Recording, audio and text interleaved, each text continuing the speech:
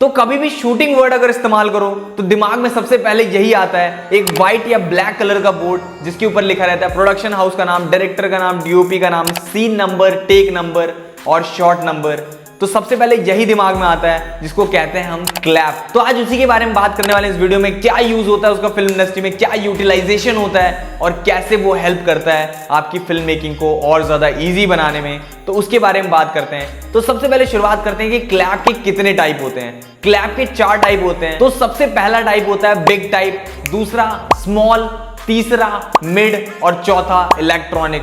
Mostly अब electronic ही use होता है। वो पहले चौक वॉक से लिखने वाला बहुत पहले चलता था, चौक से मार्कर, फिर मार्कर से लिखने वाला आया, उसके बाद अब तो इलेक्ट्रॉनिक हो गया है। तो अब मोस्टली ज्यादातर लोग इलेक्ट्रॉनिक पे शिफ्ट हो गए। तो अब बात करते हैं इसके यूटिलाइजेशन पे। तो इसका यूटिलाइजेशन कैसे होता है? तो इसका यूटिलाइजेशन एडिटर्स के थ्रू हुआ करता था। तो हम बात करते हैं नेगेटिव के जमाने में, जब नेगेटिव का इस्तेमाल होता था, डिजिटल कैमराज नहीं हुआ करते थे या डिजिटल वर्ड नहीं हुआ करता था, जब तब की बात करते हैं। तो तब उस टाइप क्लैप का यूज हुआ करता था सबसे ज्यादा। उस टाइम सबसे ज्यादा रिक्वायरमेंट होती थी क्लैप की। क्यों?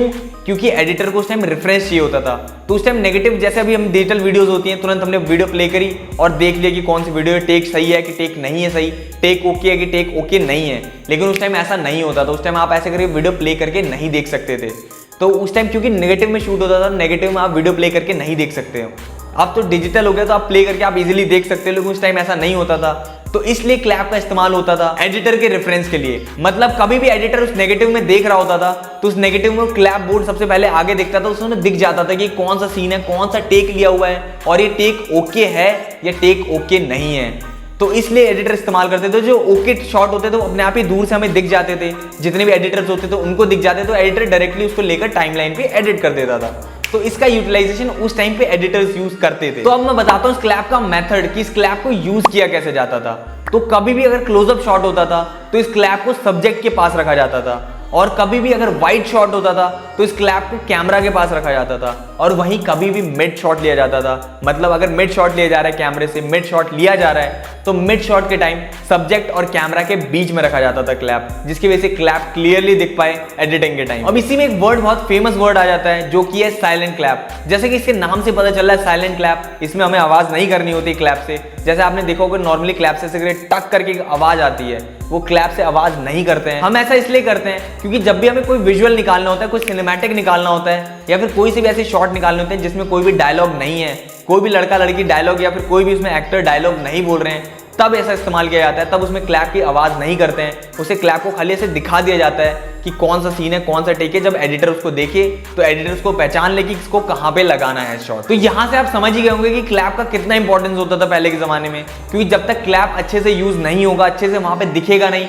तब तक एडिटर उसे प्रॉपरली एडिट नहीं कर पाएगा। अगर वहां से वो ओके शॉट नहीं लगा पाएगा तो एडिट अच्छा नहीं हो पाएगा। तो ऐसे बहुत सारे सिनेरियोज हो जाते थे जब क्लैप टूट जाता था या फिर क्लैप कुछ मिसिंग हो जाता था क्लैप। तो कैसे करते थे? तो उस टाइम ऐसे हुआ करता था कि इंसान मुंह से बोलते, जो क्लैप बॉय होता था वो मुंह से बोलता था कि सीन नंबर ये, शॉट ये, टेक ये और एक्शन, ऐसे बोला जाता था।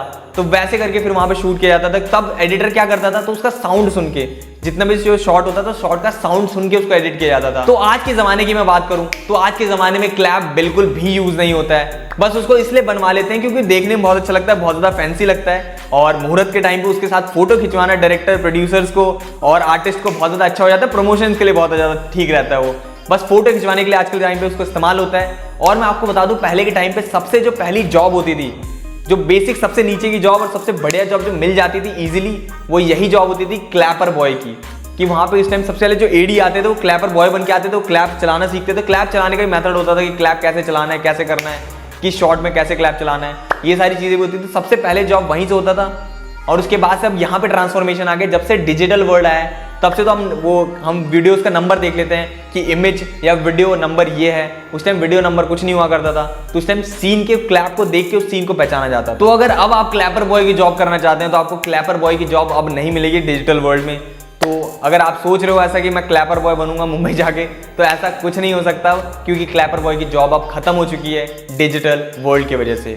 तो ऐसी फिल्म मेकिंग वीडियोस देखने के लिए चैनल को सब्सक्राइब कर लो, बेल आइकन को दबा दो, और अगर ऐसी वीडियो अच्छी लगती है आपको तो वीडियो को लाइक कर दो, ताकि और लोगों तक ऐसी वीडियोस पहुंचे, ताकि आप और फिल्म मेकिंग की वीडियोस देख पाओ और ज़्यादा समझ पाओ।